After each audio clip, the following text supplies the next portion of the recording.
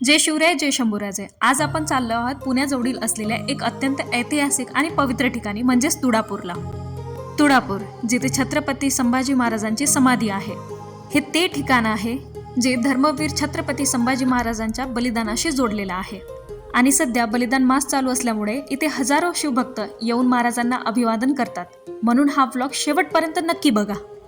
सन 1689 मध्ये औरंगजेबांनी छत्रपती संभाजी महाराज यांना पकडलं. त्यांच्यावर अनेक दिवस अमानुष्य अत्याचार केले गेले.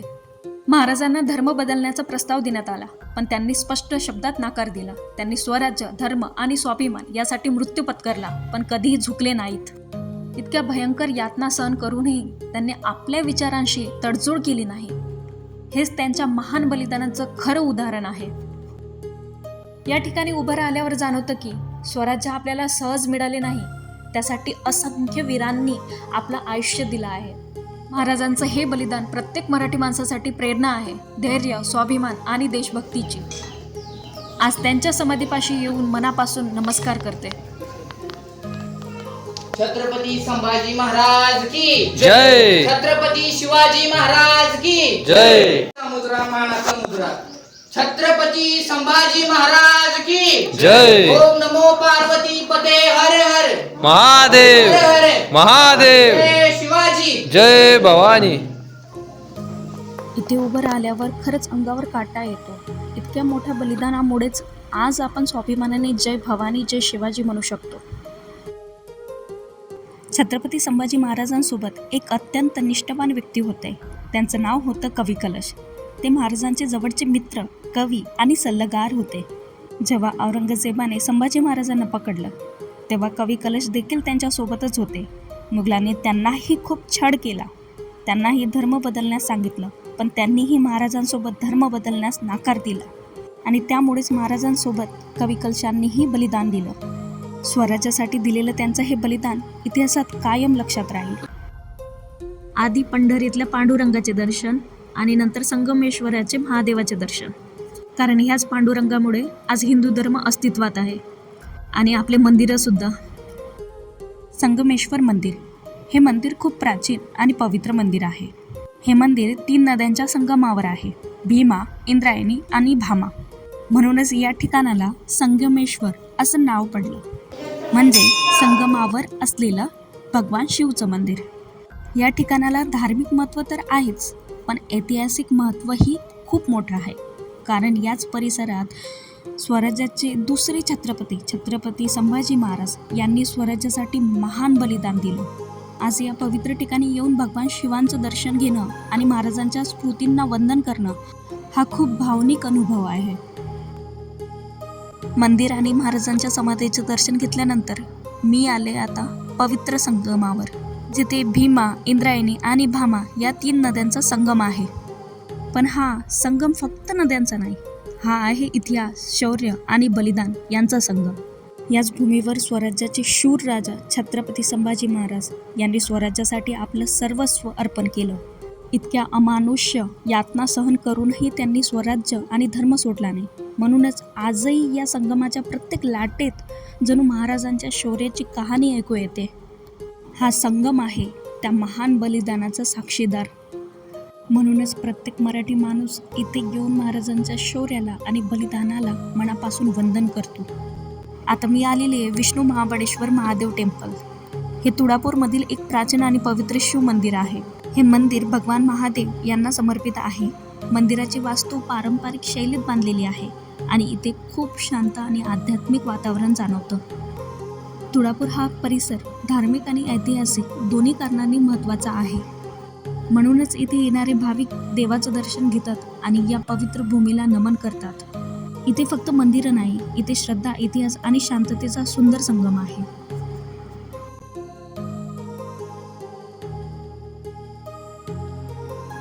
महाराजांच्या समाधीचे दर्शन घेऊन पुढेच मी निघाले संग्रहालय बघायला.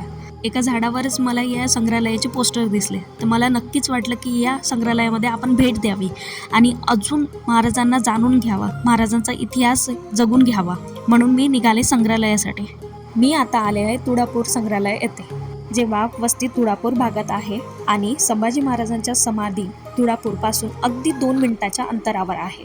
इथे आम्हाला संग्रहालयातील काकांनी छत्रपती संभाजी महाराज यांच्या जीवनाबद्दल आणि त्यांच्या महान बलिदानाबद्दल खूप छान माहिती दिली. पण इथे व्हिडिओ आणि फोटो काढायला परवानगी नसल्यामुळे आम्ही ते रेकॉर्ड करू शकलो नाही. पण त्यांनी सांगितलेला इतिहास ऐकताना खरंच खूप अभिमान आणि भावनिक वाटलं. कधी कधी काही गोष्टी कॅमेरामध्ये नाही तर फक्त मनात जपून ठेवण्याच्या असतात. संग्रहालय पाहून झाल्यानंतर मी निघाले वडबुद्रुकसाठी. हे तुळापूरपासून साधारण 3 ते 4 किलोमीटर अंतरावर असलेलं पवित्र ठिकाण आहे. आता आपण आलो आहोत वडबुद्रुकला. हेच ते ठिकाण आहे जिथे छत्रपती संभाजी महाराजांची दुसरी समाधी आहे. आजही हजारो लोक इथे येऊन महाराजांना अभिवादन करतात. मित्रांनो, दरवर्षी फाल्गुन महिन्यात बलिदान मास पाळला जातो. या काळात महाराष्ट्रभरातून हजारो शिवभक्त तुळापूर आणि वडबुद्रुक येथे येतात. महाराजांच्या शौर्याला आणि त्यागाला नमन करण्यासाठी लोक इथे जमा होतात. छत्रपती संभाजी महाराजांचं आयुष्य फक्त 31 वर्षाचं होतं. पण त्या 31 वर्षात त्यांनी स्वराज्यासाठी दिलेले योगदान आणि बलिदान इतिहासात कायम अमर राहील आणि त्याचबरोबर आपल्या मनात सुद्धा अमर राहील. म्हणूनच आपण त्यांना धर्मवीर छत्रपती संभाजी महाराज म्हणतो.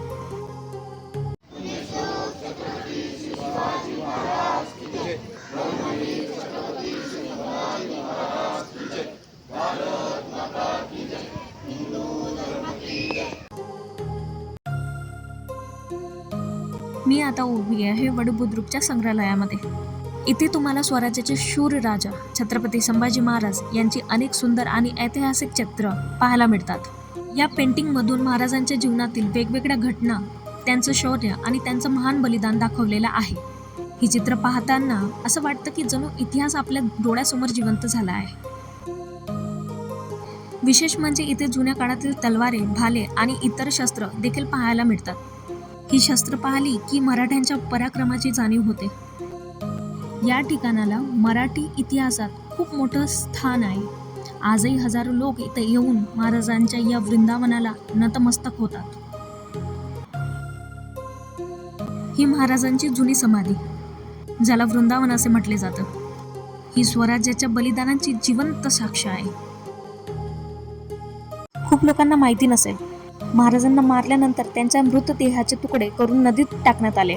पण याच वडबुद्रुक गावातील शिवभक्तांनी मोठं धाडस करून ते अवशेष गोळा केले आणि त्यांनीच वडबुद्रुक येथे महाराजांचे अंत्यसंस्कार केले. म्हणूनच आज येथे छत्रपती संभाजी महाराज समाधी वडबुद्रुक येथेच उभारण्यात आली आहे.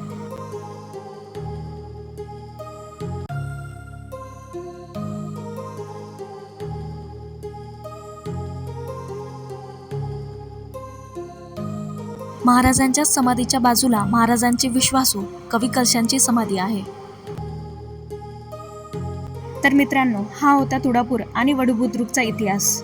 जर तुम्ही अजून इथे भेट दिली नसेल तर आयुष्यात एकदा तरी नक्की या, कारण हीच आपल्या शिवभक्तांची पंढरी आहे आणि हेच आपले पांडुरंग आहेत. चला तर मग भेटूया एका नवीन ब्लॉगसोबत आणि नवीन मोहिमेवर. आतासाठी एवढंच. जय शिवराय, जय शंभूराजे.